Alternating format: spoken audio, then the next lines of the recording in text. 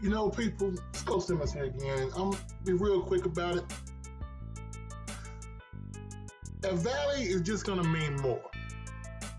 And I know piss off a lot of HBCU fans, but you know what? Just listen to me for a second. Mississippi Valley, we all know the story. You know the story. Let's refresh the people who don't know the story about Valley. Valley started in the 50s, vocational college, right? We know Valley didn't join the SWAC until 1969. We know Valley, honestly, until Jerry Rice showed up, Valley was not winning. And they were part of the South Central AC from 54 to 61. And then they were independent from 62 to 68. And 69 to present, they were the SWAC members. Hall of Fame members, the College Football Hall of Fame, Doug Porter, Jerry Rice, Willie Todd. We know this. We also know they've been in the playoff one time. They lost that one game. In the history, they have a 43% winning percentage all time. They are not historically a good school for football. You know this. Even though I'm just trying to figure out why some of these players are not part of their Hall of Fame, like, you know, Ashley Ambrose, Vincent Brown, hell, Deacon Jones. Deacon is not part of the College Football Hall of Fame. I don't get that, but I'll let that go. Like, Deacon doesn't even have his number retired by Valley. One more time. Deacon Jones does not have his number retired by Valley. So my question is this right here. Why should anybody care about Valley? Mississippi Valley is not just an HBCU. Mississippi Valley is not just a college in Itta Bena, Mississippi. Looking at the map, Itta Bena, Mississippi is Valley. Explain it to you. For those of y'all who are not in Mississippi. Looking at it, there is absolutely, positively nothing around Itta Bena, Mississippi. And you got your Greenwoods, you got all these small towns that comprise the Delta. But there is really nothing. I mean, you have the B.B. King birthplace, the Blues Trail, and Mississippi Delta Museum, but those are other cities. Valley is the region.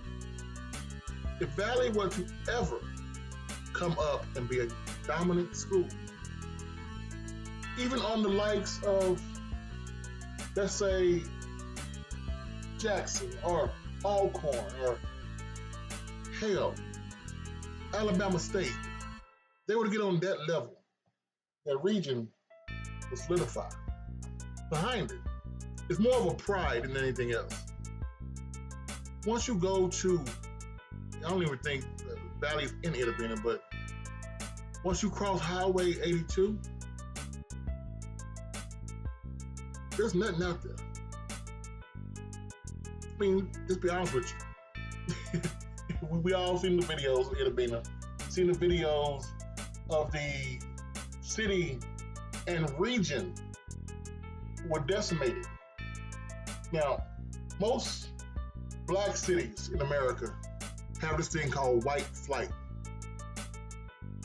White people got tired and they moved somewhere else. But Mississippi, especially in this part of the region, have black migration.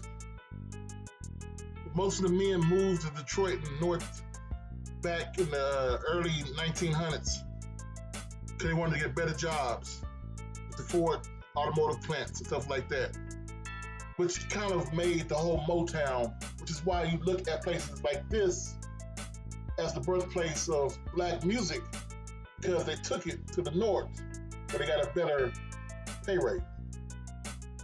I know that's almost 100-something years ago, but this region is still rebuilding. Valley is more than a football team. It's more than a university. For the people who there are remaining in this region, it's the pride of the region. I know you're saying, well, Coach, you just talked about all the losses that Valley has and the history of Valley not being a great school, and how can you dare say they are the pride of anything they have not won? I'm glad you asked that question. Glad you asked me that question, because the thing is, Mississippi Valley is more of a, not a figurehead, but more of a shining light, a beacon, if you will. If Valley can put it together, if Coach Terrell Buckley can get Mississippi Valley to relevancy, if they even were to win 6 games, be average, it will be the story of the season. Recently on Twitter, somebody put out a tier list of HBCU football. First, second, and third tier. For the top tier, of course, is going to be Grambling. But I noticed nobody. I mean, nobody even have Valley on the tier list. And that's what the problem is. Don't expect Valley at all to be on the list. I'll tell you something, people. This year, it's going to be a shock for a lot of schools. Valley's going to start off against Southern University. It's supposed to be, by some people not named me, they're going to win the SWAC West. I honestly think it's going to be Prairie View, but to each his own, right? Then they go play Southeast Louisiana at Tarleton State, home for Texas Southern, home for FAMU, at Alabama A&M, home for Lincoln for homecoming, which I am going to be there, at Alcorn State, at Bethune-Cookman, home for Jackson, and then the Port City Classic in Alabama against Alabama State. And then, of course, finish off at Prairie.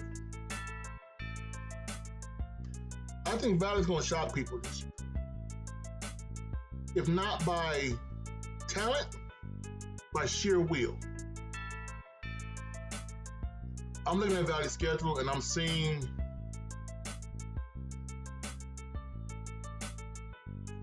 I'm seeing 4 wins so far.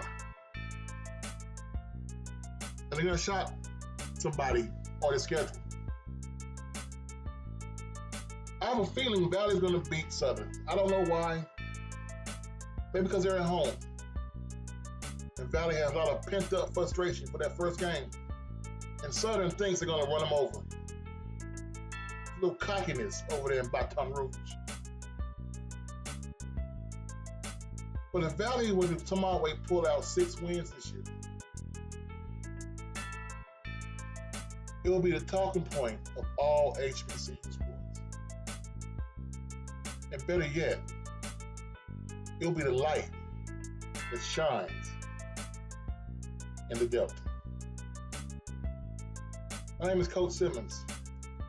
Valley, I promise you, as long as I can find me a rental car to go over those potholes in the valley of the Delta, so I'll be there for homecoming. Coach Simmons, have a good day.